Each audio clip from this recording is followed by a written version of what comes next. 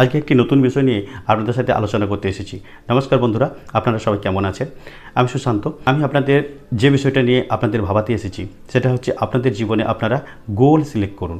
অর্থাৎ আপনারা কি চান, আপনারা কি গোল সিলেক্ট করার পরে আপনি বুঝতে পারবেন আপনি কোথায় দাঁড়িয়ে আছেন। তার সঙ্গে আপনি যদি যোগ করেন ইনফ্লেশন অর্থাৎ দ্রব্যমূল্য বৃদ্ধি, আজকে যে জিনিসটা কিনছি আগামী দিনে সেটা দাম প্রতি বছর বাড়তে থাকে। তো বিভিন্ন খাতে বিভিন্ন রকম হয়। চিকিৎসা এবং যেটা শিক্ষা, সে খাতে কিন্তু প্রায় 10% করে গ্রোথ হচ্ছে। অর্থাৎ আজকে যদি আপনার কাউকে পড়াতে 6 লাখ টাকা লাগে, আগামী দিনে কিন্তু এটা 60 লাখ টাকা লাগবে। তো এইভাবে গ্রোথ হচ্ছে, মানে 5 বছরের মধ্যে আপনার এতটা পরিবর্তন। আপনার বাচ্চার বয়স ধরো সবে মাত্র 1 বছর কি 5 বছর, তাহলে ধরুন 15-20 বছর পরে ওই টাকাটা কোথায় যাবে বুঝতে পেরেছেন? প্রায় 60 লাখ থেকে 6 কোটি পর্যন্ত খরচ হয়ে যেতে পারে। তবে আপনার সন্তানকে হয়তো আপনি ভাবছেন আমি মেডিকেল পড়াবো না বা অন্য পারপাস কিছু পড়াবো, যেটা সরকারিতে ফ্রিতে পাওয়া যায় সেই ধরনের কিছু পড়াবো, তাহলেও আজকে যে খরচটা হচ্ছে যদি 3 লাখ টাকাও হয়, আগামী দিনে যখন আপনার সন্তান 18 হয়ে যাবে তখন তো উচ্চশিক্ষার জন্য যেতে হয়, তো তখন সেই খরচটা কোথায় যাবে একবার হিসেব করুন। তাহলে আমাদের প্রত্যেকের কী কী নিড আছে, একটা মানুষ কিভাবে তার নিডটা পূরণ করবে এবং প্রতিটা মানুষের কী কী নিড থাকা উচিত। নিড বলতে যেটা না হলে আমরা থাকতে পারি না, যেমন পোশাক, খাওয়া এবং বাসস্থান, এগুলো না হলে কিন্তু আমরা থাকতে পারি না।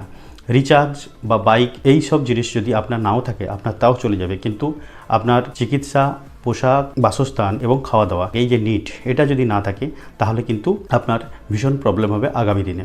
নিডটা আপনার কতটা লাগবে তো আমি একটা গ্রাফের মাধ্যমে পরে বুঝাচ্ছি। তো আপাতত একটা বলছি যে 0 থেকে 20 বছর বয়সের মধ্যে তারা এই সময় কি করে। তারা এই সময় সাধারণত তাদের বাবা মার আন্ডারে থাকে, তারা পড়াশোনা করে এবং তাদের বাবা মার মতে মতে সে চলে। অর্থাৎ যে 0 থেকে 20 এরা কিন্তু কোনো রকম ইনকাম করে না, এরা শুধুমাত্র তার বাবা মার উপর নির্ভর হয়ে পড়াশোনা করে তাদের ক্যারিয়ার তৈরি করার চেষ্টা করে। কিন্তু 20 থেকে 30-এর মধ্যে বেশিরভাগ মানুষ ইনকাম শুরু করে, কিন্তু তারা ইনকাম শুরু করা সত্ত্বেও তারা কিন্তু তাদের ইনকামে লক লাগায় না, অর্থাৎ তারা সেভিং করা ভুলে যায়। তাদের বদলে তারা ভোগ বিলাসের কাজ করে, যেটা তার সেই সময় করা উচিত ছিল না। কারণ টাকা সেভ করে রাখলে একটা সময় পরে মাঝ বয়সে 30-35 এসে সে অলরেডি কিনতে পারত, কিন্তু যে সময়টা তার সেভিং করার দরকার, যে সময়টা তার বাবা মা ভাই দাদারা আছে তাকে হেল্প করার জন্য, সে হয়তো মাসে 20,000 টাকা 30,000 টাকা ইনকাম করে, সেখান থেকে সে 10% অথবা 30% অথবা 50% পর্যন্ত সেভ করতে পারবে। কিন্তু সেই সময় বেশিরভাগ মানুষ ভুল করে ফেলে, তারা সমস্ত টাকা উড়িয়ে দিয়ে উল্টে আরও EMI চক করে তারা সেই টাকাগুলো উল্টে দেনাগ্রস্ত হয়ে থাকে। এরপরে তার একটা বিয়ে হয়, বিয়ে হওয়ার পর একটা পরিবার তৈরি হয়, যেখানে একটা ছেলে সন্তান হিসেবে ছিল। যেই বিয়ে করলো, একজনের বাবা হলো, একজনের জামাই হলো, একজনের স্বামী হলো, অর্থাৎ তার সমাজে এত রকমভাবে চাপ এলো, মানে আর্থিকভাবে, যেটা তাকে মেটাতে হবে। এরপর ওর সন্তান আসবে, সন্তান আসার জন্য আরেকটা প্রিপারেশন, ধরো তার সিজার হতে পারে, তার আরও অন্যান্য খরচ থাকতে পারে, বেবি ফুড, জিনিসগুলো অলরেডি চলতে থাকবে। তো এরপরে তার এডুকেশন, প্রাইভেট স্কুলে এখন কতটা টাকা খরচ হয় প্রতি মাসে আপনারা অনেকেই জানেন। আমাদের গ্রামে যেটা দেখা যায় প্রায় বছরে 50,000 টাকার মতন তাকে দিতে হবে। এরপরে যে বাচ্চাটা বয়স 5 হয়ে গেল, তারপর থেকে আবার আর একটা বাচ্চা নেবার তারা প্ল্যানিং করে। এই দুটো বাচ্চাকে এডুকেশন দেওয়া বা তাদের ম্যারেজ ভ্যাবিশন করার পর বয়স যখন 50 হয়ে যায়, সেই সময় এসে তখনও পর্যন্ত তার কোনো সেভ থাকে না, বেশিরভাগ সেভ নষ্ট হয়ে যায় অথবা তার লোনে তার সংসার জীবন চলছে। একটা হিসাব করুন যে আমরা যদি 60 থেকে 80 বছর বাঁচি, এই দীর্ঘ 20 বছর আমাকে বিনা ইনকামে থাকতে হবে। আমার তো কোনো পেনশন তৈরি করা নেই, প্লাস আমার কোনো অ্যাসেট বানানো নেই যেখান থেকে আমি এই জীবনটা চালাতে পারি। আপনি একবার ভেবে দেখুন, আজকে আমাদের সমস্ত কিছু বাদ দিয়ে শুধু যদি আমি খাওয়া খরচটাই ধরি, পোশাক, চিকিৎসা, bike, electric bill, mobile recharge, tuition free, এইসব বাদ দিয়ে শুধু খাওয়া খরচও যদি ধরি, 200 টাকার কমে খাওয়া যাবে না।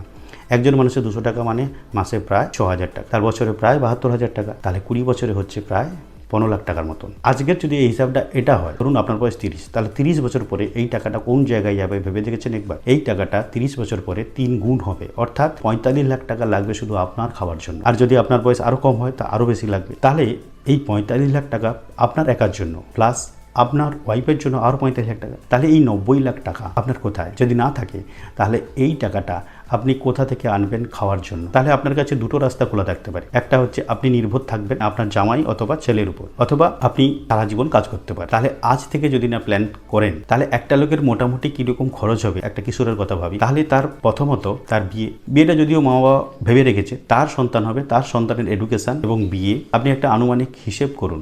আজকের হিসাব, যেটা ইনফ্লেশন হবে সেটা তো পরে, তাহলে আমি যদি আনুমানিক হিসাব ধরি একটা বাচ্চাকে পড়াতে, আমি বুঝলাম যে সরকারি জায়গায় পড়াবো বিশাল কিছু ইঞ্জিনিয়ারিং বা ডাক্তার এসব কিছু পড়াবো না। তাহলেও আজকের দিনে 5 লাখ টাকা লাগে। প্লাস তার বিয়ের জন্য আপনি যদি 200 জনকেও খাওয়ান, প্রতি প্লেট 300 টাকার কমে হবে না, 60,000 টাকা, কিছু সোনা, আত্মীয়কে পোশাক আশাক, একটা প্যান্ডেল বা ঘর ভাড়া, এইসবই কিছু আরো 1 লাখ। তাহলে এখানে হচ্ছে 60,000, প্রায় 2 লাখ টাকা। তাহলে 5 2 7 লাখ। এরপরে আরো যদি একটা সন্তান থাকে তাহলে তো আরো। তাহলে এটা হচ্ছে আজকের হিসাব 7 লাখ। প্লাস আপনার খাওয়া খরচ আগে আমি বলে দিয়েছি। তাহলে 7 লাখের যখন আপনার ছেলে ধরুন আজকে 2 বছর কি 3 বছর কি 5 বছর, তাহলে তার যখন 18 হবে বা 25-এ বিয়ে হবে, এই টাকাটা কত পরিমাণ টাকা হবে। তাহলে আপনি যদি 6% করেও ধরেন, তাহলে আপনি এবার হিসাব করে দেখুন 6% ইনফ্লেশন মানে দ্রব্যমূল্য যে বাড়ে, তাহলে আপনার এই টাকাটা কোন জায়গায় যাচ্ছে। তো আমি আনুমানিকভাবে আপনাকে বললাম এটা ধরুন দুগুণ হলো। দুগুণ মানে আপনি যেটা ধরলাম 5 লাখ প্লাস 2 লাখ, 7 লাখ টাকা, তাহলে দুগুণ হলো 14 লাখ টাকা আপনার লাগবে। আমি কম করে ধরলাম। প্লাস এদিকে আপনার 45 লাখ, তাহলে আপনার 45 লাখ বলতে আপনার একা, তাহলে আপনারটাই ধরেছো, তাহলে 45 লাখ 15 60 লাখ টাকা। এই ব্যবস্থাটা আপনি কিভাবে করেছেন? কিছু টাকা আপনি শেয়ারে রাখতে পারেন, কিছু টাকা আপনি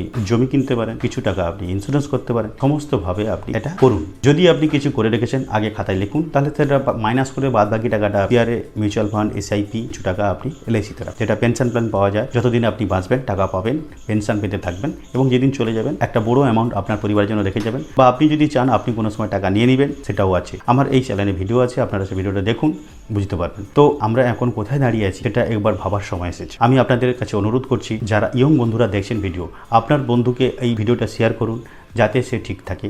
আর আপনি যদি কারোর বাবা মা দেখছেন, তাহলে আপনার সন্তানকে বোঝান যে বিলাসিতার জিনিস আপনি একসময় অবশ্যই পেয়ে যাবেন, অটোমেটিক হয়ে যাবে যখন আপনার টাকা থাকবে। ধার করে যাওয়া মানে সারা জীবন ধারে চলে যাবে, আপনি কখনো ঘুরে দাঁড়াতে পারবেন না। তো আপনারা আমার সঙ্গে থাকলেন, আমি পরবর্তীকালে আরও ভিডিও নিয়ে আসছি। তো ধন্যবাদ, ভালো থাকবেন সবাই। আর যদি ভিডিওটা ভালো লাগে সাবস্ক্রাইব করে রাখবেন আর বন্ধুদেরকে শেয়ার করবেন, যাতে আমি নতুন ভিডিও ছাড়লে আপনারা সবার প্রথম দেখতে পান। তো জানি না কেমন হলো। তো যদি আপনাদের এই ধরনের ভিডিও ভালো লাগে, তাহলে আপনাদের সাথে গল্প করার জন্য আমি আবার হয়তো লাইভ আসতে পারি। আপনার যদি কোনো প্রশ্ন থাকে এলআইসি সম্বন্ধে বা অন্য কিছু জানার সম্বন্ধে, তো আমাকে জানাবেন কমেন্টে, আমি লাইভও আসতে পারি। অথবা এই ধরনের ভিডিও যদি চাইছেন তাহলে আমাকে সেটা জানাবেন। আর না হলে আমি আর এই ধরনের ভিডিও করব না। আমি কিন্তু এটা কোনো প্ল্যান বা কিছু মারফত বলছি না। আপনারা কিভাবে আপনার লাইফটাকে সেট করবেন বা আপনার একটা খরচ কত হতে পারে সেটা বোঝালাম।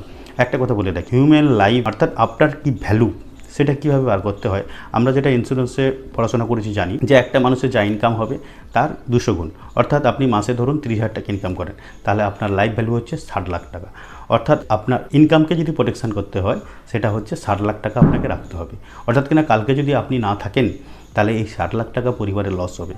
সেই 60 লাখ টাকাকে রাখতে হলে আপনি কি প্রসেসে রাখবেন সেটা আপনার ব্যাপার। যদি আমি ইন্স্যুরেন্স নেন, তাহলে কিন্তু ইনস্টলমেন্টে আপনি 4 লাখ টাকা দিতে পারেন। অর্থাৎ আপনি 2 লাখ 3 লাখ টাকা দিয়েও 4 লাখ টাকা বিমা পেয়ে যাবেন। কিন্তু আপনি যদি গোল্ড, জমি বা ফিক্সড ডিপোজিট এসব করতে চান, কিন্তু এক্ষুনি 4 লাখ টাকা দিতে হবে। তো আপনি কি করবেন, কিভাবে তৈরি করবেন, এতক্ষণ যে ভিডিওটা বললাম প্রতিটা কিন্তু নিট অবশ্যই লাগবে আপনার। আপনি কোনোটা এড়িয়ে যেতে পারবেন না। আমি কিন্তু কোনো বিলাসিতার কথা বলিনি, আপনার স্বপ্নের বাড়ির কথাও বলিনি, জমি কেনার কথাও বলিনি, আর 4 চাকা বা আরও কিছু যে আপনার স্বপ্ন বিদেশ যাওয়া, এইসব কিছু আমি এখানে ধরিনি। তাহলে সেগুলো ধরলে কিন্তু আরও অনেক টাকা। তো যাই হোক, ধন্যবাদ, ভালো থাকবেন সবাই। আবার নতুন কোনো ভিডিওতে আপনাদের সঙ্গে দেখা হবে। ততক্ষণের জন্য টাটা।